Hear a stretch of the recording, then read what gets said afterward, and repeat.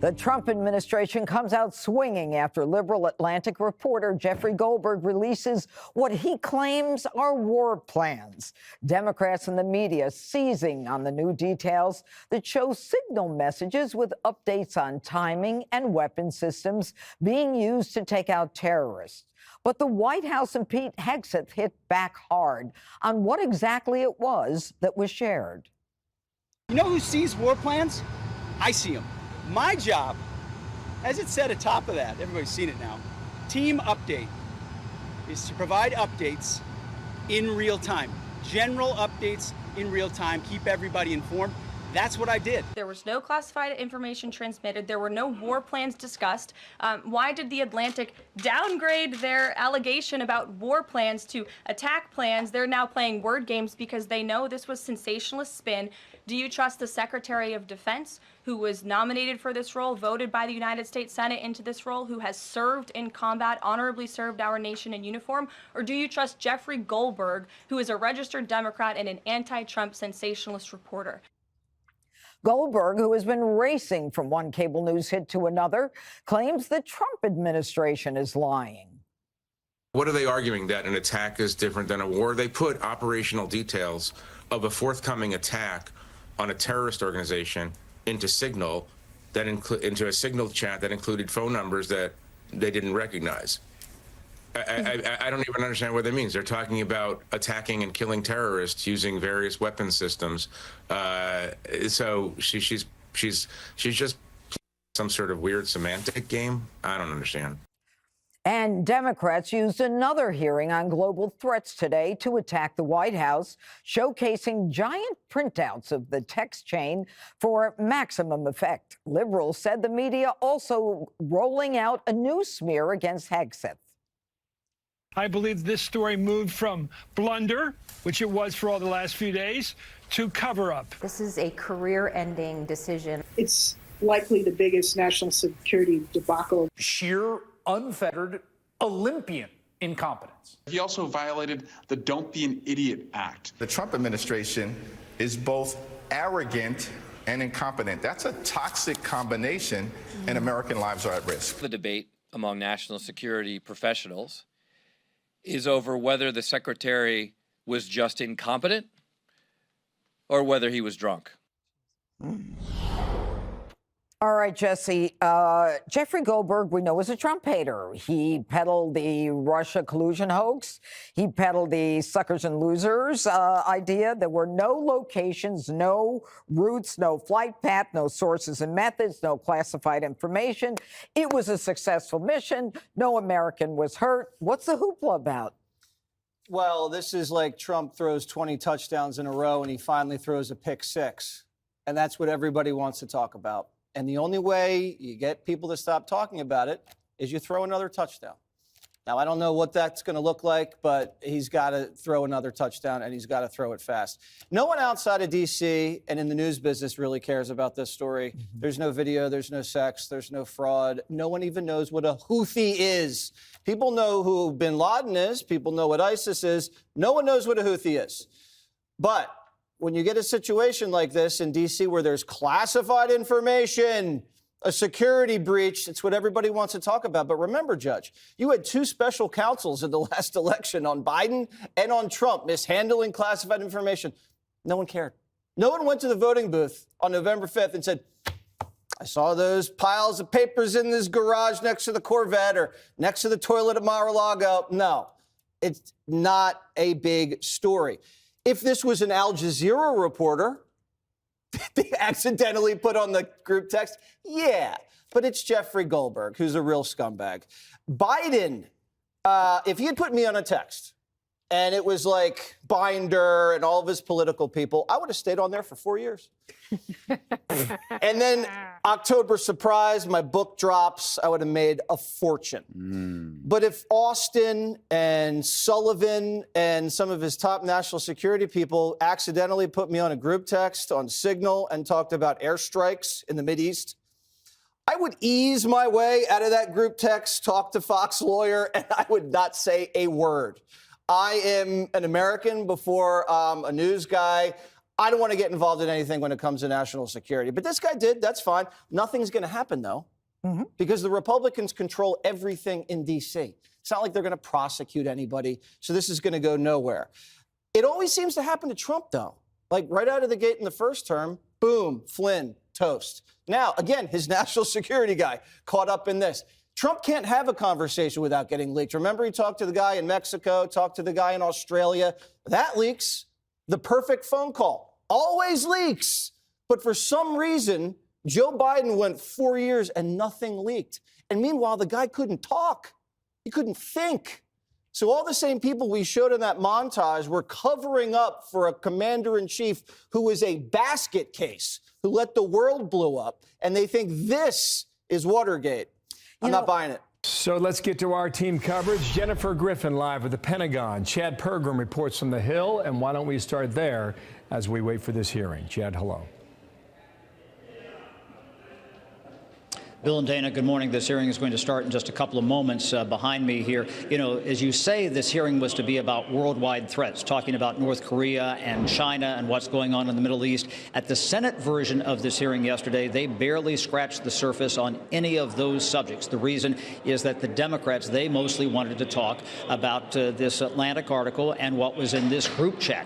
You can imagine how that has changed the contours of this hearing this morning, because we've just had The Atlantic publish more information, more details about some of those strikes in Yemen. And I tried to get some comments from some of the principals as they went into the room. Let's start with Tulsi Gabbard, the Director of National Intelligence. Director Gabbard, was it proper for them to release the entire text chain, all of the articles?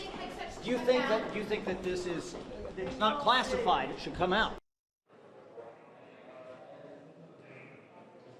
So she was the first witness in the hearing room here. We also heard from John Ratcliffe. He didn't take any of the questions either, but they have started the hearing now. And this is expected to go about 2 hours and change. Yeah, you got it. Thank you, Chad. Let's drop in to Washington. Let's get some more context and perspective on all of this with Lieutenant Colonel Darren Gobb. He's a retired Army battalion commander and Black Hawk pilot. So you've got two competing narratives going on here. You've got the Democrats browbeating the intel chiefs of the Trump administration for what they say is a glaring error in security by accidentally, inadvertently inviting a journalist onto a signal chat. And then on the other side of the coin, you've got the Trump administration saying, hey, you know, we took it to the Houthis.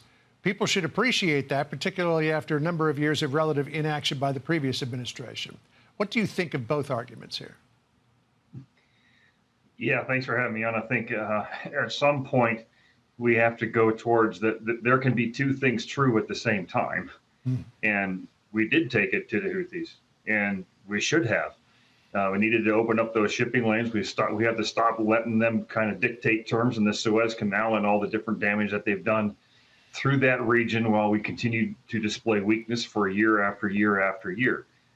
Now you get to what I'm calling Signal Gate, and the beating the drum on that, specifically on the Democrat side, of course, as demonstrated in this hearing.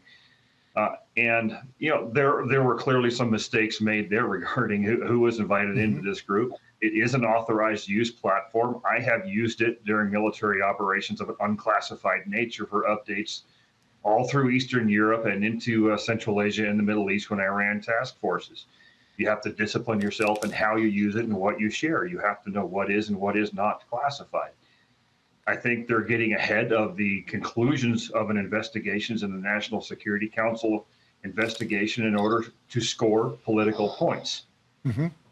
Personally, I don't think some of this information I may not have shared if it were me, but I'm not them. I wasn't in their situation. And I think we need to let this investigation come to a conclusion first before they make their conclusions in front of the American public in a hearing that should be focused on other things. Well, that really gets us to the crux of the situation. You say that you have used Signal in the past for unclassified conversations. And the point has been made time and time again during this hearing as to what exactly should be classified. And they have aired the segment from the text chain from Pete Hegseth, where he talks about the imminent strike against the Houthis and whether or not you would reasonably believe that to be classified information. What are your thoughts on that? Well, I think it needs to be that needs to be part of the investigation and have that question asked. Clearly that needs to be answered and very clearly to the American people. I believe in accountability. It doesn't matter which party, which side of the platform people come from. So let's take a look at it and let's come to a very clear answer on it. We absolutely need to. The other thing, though, is that Signal was authorized for use because of its encryption and because of certain things you could pass that may have been unclassified. But that doesn't necessarily mean that you're going to throw it out there in front of the world for everybody to see. That's also not a smart conclusion either. But my advice to the people when I was in command and using Signal was very simple. Assume that someone can see this that you don't want to, and you'll always be careful in what you share. I guess that assumption wasn't part of the operating principle a couple of weeks ago. Lieutenant Colonel, thank you so much for joining us. Really appreciate it. Joe Biden was the commander-in-chief, and he sat on his hands while the United States of America was bullied and embarrassed by terrorists. President Trump and his team are putting a stop to these threats in restoring American strength around the world. The Trump peace through strength approach means no terrorist force will stop American commercial and naval vessels from freely sailing the waterways of the world. But unfortunately, this is not what the Democrats and the media want to talk about. They are focused on a coordinated campaign to try and sow chaos in this White House. And this has been the most successful first 2 months of any administration ever, which is exactly why they are doing this. We are not going to bend in the face of this insincere outrage. And here's just one example of how bad faith the Democrats' criticisms are. Democrat Senator Mark Warner is hysterical over the use of Signal, which is an approved decrypted app, in the killing of Houthi terrorists. But Senator Warner himself used Signal to work with a lobbyist for a Russian oligarch to connect with the disgraced Steele dossier author who started the Russia hoax, which Jeffrey Goldberg later reported on. How ironic. We're not. Beautiful day when we're on the road talking to the troops and actually in real time reestablishing deterrence. You see, that's what President Trump has charged the Defense Department with doing.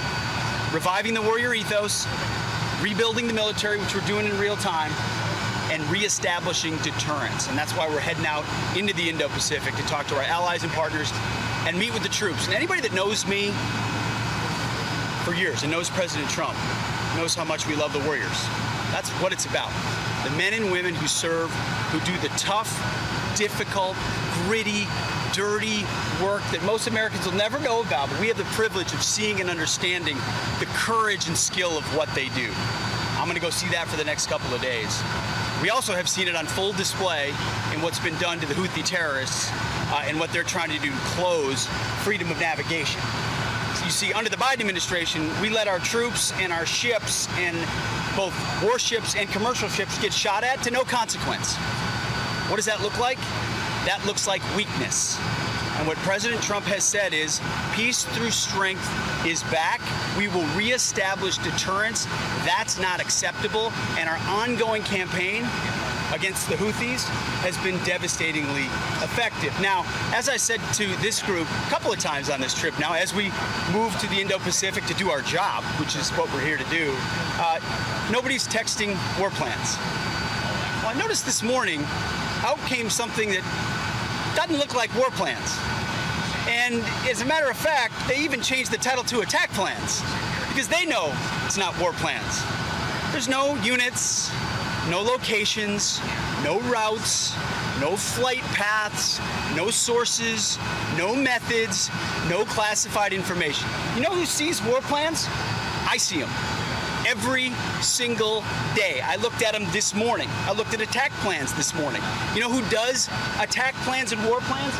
Men like that admiral right there, Paparo, for the Indo-Pacific, or Eric Kurilla, our general in CENTCOM. They do attack plans and war plans. And thank God we have those leaders who do it and do it well, and our enemies know it. My job, as it said atop of that, everybody's seen it now, team update, is to provide updates in real time. General updates in real time, keep everybody informed. That's what I did. That's my job. The war fighters will take the fight to the enemy, and I love what they do. And with President Trump's leadership, Our enemies are on notice. We will have peace through strength, and we'll keep putting our troops first. Thank you very much. We're heading off strike plans before they launched. Mr. Secretary, how do you square what you said with what your messages show? Mr. Secretary, did you share classified information? Mr. Secretary, did you declassify that information? A main question now emerging: what qualifies as classified information? For that, let's go to our chief national security correspondent, Jennifer Griffin. She's live at the Pentagon to break it all down for us. Hi, Jen. Hi, John. Current and former defense officials tell me these operational details shared in an unclassified setting would be considered a breach in national security, often resulting in punishment for the service member who releases them. This is the DoD's manual on classification. Says, quote, information shall be classified if its unauthorized disclosure could reasonably be expected to cause describable damage to national security. This includes military plans, weapon systems, or operations. You don't disagree that I quoted that accurately, right? That's also an accurate quote. The texts were posted by the defense secretary 2 hours before the airstrikes began. At 11:44 a.m. Eastern Time, Hegseth posted, "Weather is favorable. Just confirmed with CENTCOM we are a go for mission launch." Then he went on to outline the operations timeline. 12:15 Eastern. F-18s launch first strike package. The F-18 Navy warplanes would launch from the USS Truman aircraft carrier off the coast of Yemen in the Red Sea and has been the target of recent Houthi missiles and drones. Hegseth texts then continue to outline the future operations timeline. 14:10, more F-18s launch, second strike package. 14:15, strike drones on target. This is when the first bombs will definitely drop. 15:36, F-18 second strike starts. Also, first sea-based Tomahawks launched.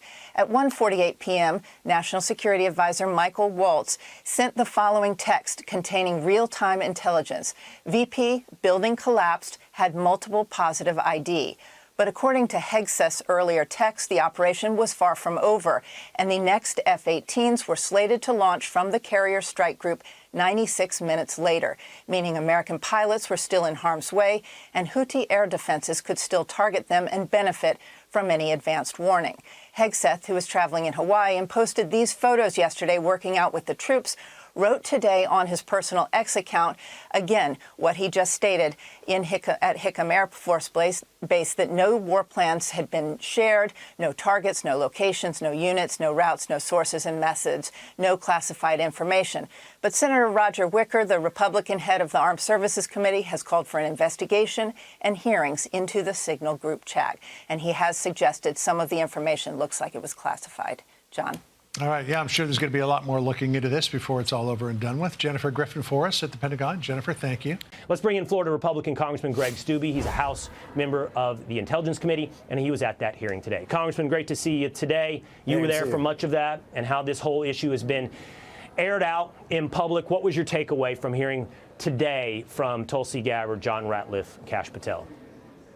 Well, they made it very clear, and I questioned them on were their sources, were their methods, were their locations disclosed, and they confirmed that there was not. Was there a unit? Was there all of these different details that would make it classified? And there was not, and they made it very clear that this wasn't war plans like the Democrats want it to say. And at the bottom line, we have terrorists that are no longer on this planet thanks to the leadership of President Trump and his team that he's put in place to attack people that are attacking ships in international waters. There's been over 300 attacks from the Houthis since 2003 in this area. The Biden administration did nothing about it. And we finally have an administration that's willing to stand against terrorism and fight for an America First agenda. Yeah, that's the bottom line in the end, is that this was a successful mission executed, and it now demands for perfection from the same people that imperfectly looked over the last 4 years, including, not gratuitously, the death of 13 Marines in Afghanistan as a mistake. Today demanding perfection. However, Congressman, we do expect more from our leaders, and I would imagine off the heels of this, there will be changes made so that communication like this is never, ever, at a minimum, leaked to a journalist from The Atlantic. Yeah, obviously that's things that both the president and NSA Waltz have talked about, that they're going to make changes. They're going to identify how this reporter got on this thread, but those changes are going to be made. And to your point in your monologue, the White House counsel has said that Signal is a system that can be used for communications that are sensitive but not classified in nature, and that's exactly what was going on. And the bottom line is, on that hearing today, it was about worldwide threats. The Democrats made it about a Signal chat, and Republicans made it about the threats at the southern border that this president is going after, and going after the cartels and designating them as foreign terrorist organizations, the threat that we see from China, the threat that we see from Russia and all across the world. That was the focus of Republicans, and applauding this administration for actually taking action against terrorists. So I want to clarify with you something here. I asked the question here at the beginning of the show, what is the mistake that was made? We offer up two alternatives. Was it a mistake to use this type of communication inside of Signal? Whether or not it was classified, was this the wrong place with the wrong information? I ask you, A, was that a mistake? It seems clear. B, a mistake was somehow including Jeffrey Goldberg. Yeah, the obvious mistake was including a reporter on this thread, and Waltz has said that he made that mistake, and he's admitted that mistake, and he wants to move on from that, and obviously that's never going to happen again. White House counsel has said using Signal for conversations is perfectly legitimate. This wasn't a classified conversation, and you pointed out, I thought very well, there was clearly a classified conversation that happened before that in a classified environment, and as Waltz said in the thread, hey, you want to go to the high side to get more information on this that is classified. Obviously, they have the opportunity to do that. And White House counsel has said they have the ability to use an encrypted service like Signal to be able to communicate about sensitive matters but not classified matters, and that's exactly what happened here. Yeah, I think that's absolutely true, Congressman. I appreciate you joining us today and telling us how it went down today at the House Intel Committee meeting. Anytime. Thank you. Know whether Pete Hegseth had been drinking before he leaked classified information? I don't have any knowledge of Secretary Hegseth's personal habits. Director Radcliffe, same question. Yes or no? You know, no, I'm going to answer that. I think that's an offensive line of questioning. The answer is no. I find it interesting that you want to. No, I'm going to answer. You asked me a question. You want an answer? No, listen. You don't want to focus on the good work that the CIA is doing, that the intelligence community. Director, I reclaim my time. Director, I reclaim my time. So the day of a successful attack on the Houthi terrorists in Yemen, a Democrat congressman asked if the Secretary of Defense was drinking. That's what he asked Tulsi Gabbard and the head of CIA, John Ratliff, over Hegseth's, quote, personal habits. This comes on day 2 of the grilling on Capitol Hill over the Signal chat leak. Gabbard acknowledging the mistake and having the Atlantic magazine journalist in the chat, but denied there was any classified intelligence shared. So let's dive right into this with the Democrat who sits on the House Intel Committee and ask questions today at that hearing, Congressman Jason Crow. Congressman, thanks for being with me today. I hope we can start with just a point of agreement and then move on from it. What you just heard from Congressman Jimmy Gomez, inappropriate and reprehensible, had no value in that hearing and should be condemned.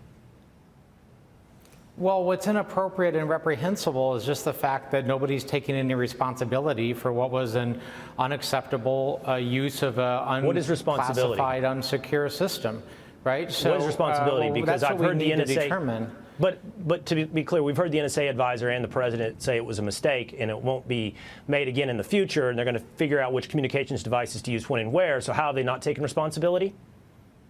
Well, nobody's told us what's going to change and who will be held personally accountable. You know, when I was an Army Ranger, I served 3 combat tours in Iraq and Afghanistan, which you know.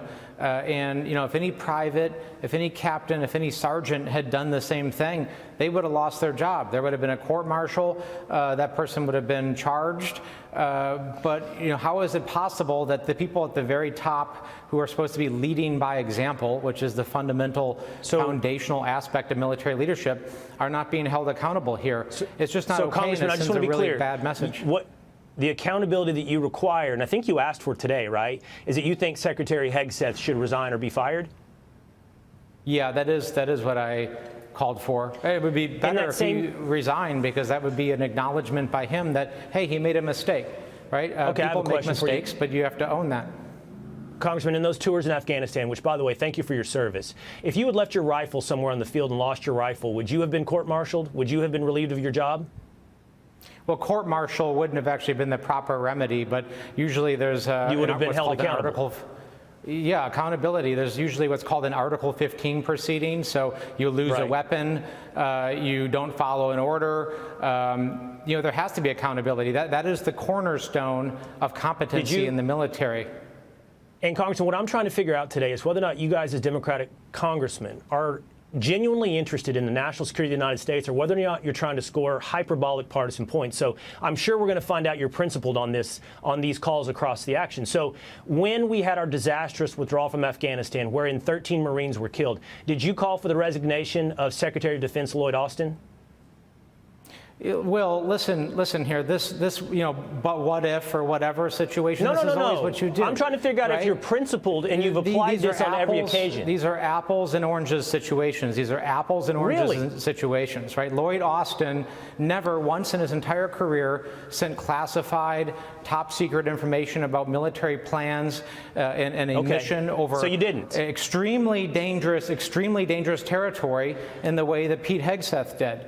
Right? Just to continue the curiosity, did you call for the resignation, Congressman, did you call for the resignation of anybody from the military for that withdrawal from Afghanistan wherein 13 Marines were killed? If not Austin, anyone? Did you call for anyone's firing? Will, listen to me. These are apples and oranges situations, right? You're not a veteran, right? No, I'm not. No, let me explain something. Retrograde operations, withdrawal operations are some of the hardest operations anybody can conduct, right? Now, I have been very vocal. I was very vocal against the Biden administration. I didn't pull my punches there, right? And actually what I did is I led a bipartisan effort to create an Afghanistan War Commission to actually investigate it. And then I was actually appointed the ranking member, the Democrat, of the Oversight and Accountability Subcommittee to conduct an investigation. And we did that. And there was a complete and comprehensive report of the lessons learned. Right. And I'm actually sponsoring legislation to fix those issues. I have some of your words right here. We're taking action to fix it. Congressman, in fact, I do have some of your words right here. So this is what you told CPR News, which is a Colorado news agency. Back in 2023, you said, I do think the withdrawal from Afghanistan was messy. It was chaotic. There were a lot of mistakes that were made, and I haven't pulled punches on that. And then you go on to say in that same interview, but there are lessons learned, and I take a holistic look and not look at it through a small frame. So you admit that it was a mistake. You know that it was connected. I agree, by the way, it is apples and oranges, because in this situation, 13 Marines actually died. So I agree, they're not apples to apples comparisons. But on this particular mistake, you didn't demand anyone's resignation. And so I don't find it principled that now you do when nothing happened other than a successful military operation was executed. It seems to me, Congressman, that what you're doing is playing politics, not principles. Operation. Absolutely not. Absolutely not, right? Focus on the issue at hand right now, right? My number one sacred responsibility is to make sure today and tomorrow and going forward, our men and women in uniform are protected. And I don't have that confidence right now because no one's accepted responsibility. But you right? did Very under clearly. Lloyd This is what we Austin. know. This is what we know. But you did this is under what we Lloyd know Austin. happened. This is what we absolutely know, uncontroverted, happened. The Secretary of Defense posted over an unsecure, unclassified channel in real time the launch of missions over contested enemy territory over the Houthis, by the way, which are not a bunch of folks riding around in the back of pickup trucks carrying AK-47s, but this is a small army that has some of the most sophisticated air defense weapon systems in the world that has actually shot down MQ-9 Reaper drones recently and shot down other U.S. systems. Right? And they compromise the integrity of that mission. That is what we're talking about. That is what the hearing was about today. And that is the accountability that right now, here today, we are pushing for. Because, listen, was the location of those, I have to go to sleep Congressman, at night. no, I have two more questions. No, I have two more questions. Was the location of those strikes in that messaging? I don't believe the locations were, but that doesn't matter. Was right? the targets? Let me explain how this works. Congressman, another question. Let me explain how this works. Were the targets listed in that? Will, these are regional listed? air defense systems. These are regional air defense systems. Let me explain how an SA-3 and an SA-6 works. These are the two systems that the Houthis have that they got from the Russians. If they know that aircraft are flying over a region or an area, not even a specific target, they can launch an SA-3 and an SA-6, much like they did when they shot down the MQ-9 Reaper drone last year. So they don't need to know the exact location. So here you have people on this signal text chain, one of whom, by the way, was sitting in Moscow when this happened. It was sitting in Moscow, the most dangerous environment in the world for a cell phone. Right. And they were saying, Congressman, that we are launching I know the strikes. Details. So if the Houthis knew about that, they could have shot him down. Congressman, I and everybody watching know the details. The difference between your position and mine is that nobody on my side of the aisle is pretending protection. I'm not. I'm certainly not. Pretending perfection. No, the administration difference, hold on. Hold on. The difference is the administration has admitted a mistake. You are demanding the type of accountability in resignations that you never did when, yes, and apples and oranges things happen that result in the death of 13 Marines. And I have to tell you, that reveals to me you don't have real national security concerns. You see this as a partisan political opportunity. That's what that lack of consistency says to me. Will, I have spent my life in service to this country. I have taken the oath of office, which you have never taken, by the way, to put my life on the line to defend this country. And I went to a war in Iraq. I went to a war in Afghanistan twice. I have stood up time and time again to defend this nation. And I've seen my friends give their lives for this country. So do not tell me that I don't have real national security concerns. And I will not, every single night before I go to bed, every night, ask myself one simple question. Am I keeping faith with the men and women who I have a solemn obligation to keep faith, our sons, our daughters, our brothers, our sisters, that we're asking right now, where we're sitting here in the comfort of our offices and under the Capitol Dome, to go and fight for us? Are we keeping faith for them? Congressman, that is the simple question all of us must ask. This is where I'm going to leave it, okay?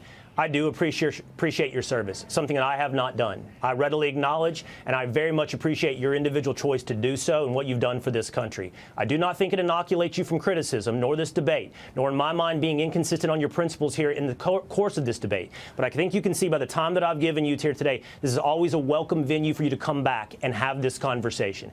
Thank you for your time here today, I will do that. Yeah, thank you, Will. Thanks for having me. All right. What's your response to Republican lawmakers who have said today that your administration should take more accountability and not downplay what's happened with the signal that we've seen in these messages today? Well, I don't know about downplaying. The press upplays it. I think it's all a witch hunt. That's all. I think it's a witch hunt. I wasn't involved with it. I wasn't there, but I can tell you the result is unbelievable because the Houthis are looking to do something. They want to know, how do we stop? How do we stop? Can we have peace? The Houthis want peace because they're getting the hell knocked out of them. It's been very, very strong. The Houthis are dying for peace. They don't want this. And they're bad. Look, they were knocking ships out of the ocean. You know, we had in the Suez Canal, they only have about 20% of the ships going through. They have to go through a different way, which takes weeks of travel. And that really affects commerce. But the Houthis have been hit hard, and they want to negotiate peace. But I don't think they're quite. I don't think they're quite ready. Classified that was shared?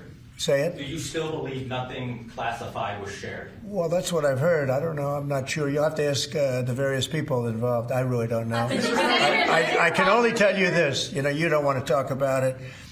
The Houthis have been horrible to the world. What they've done, killed a lot of people, and knocked down a lot of ships and planes and anything else. You know, it's not just the ships.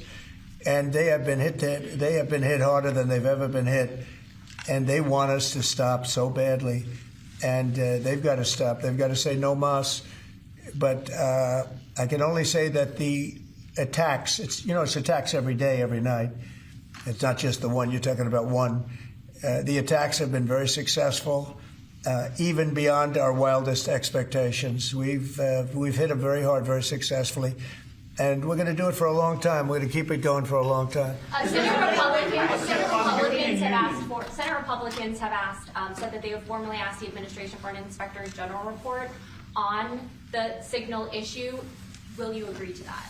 It doesn't bother me. I don't know. I want to find if there's any mistake or if a signal doesn't work. It could be that signal is not very good. You know, it's a company. Maybe it's not very good. I think we'd rather know about it now. There was no harm done because the attack was unbelievably successful that night, and it has been unbelievably successful every single night for the last 4 or 5 nights. So, and that's the thing that you should be talking about.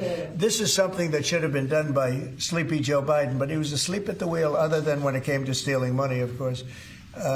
Joe Biden should have done this attack on Yemen, which is basically a certain group within Yemen, the Houthis, and this should have been done by Joe Biden, and it wasn't. And that's caused this world a lot of damage and a lot of problems. He's responsible, but he's also overseeing the investigation to find out what went wrong. Maybe who's responsible? Mike Waltz says that he's responsible. Well, yeah, Mike Waltz, I guess he said he claimed responsibility, I would imagine. Had nothing to do with anyone else. It was Mike, I guess. I don't know. I was told it was Mike.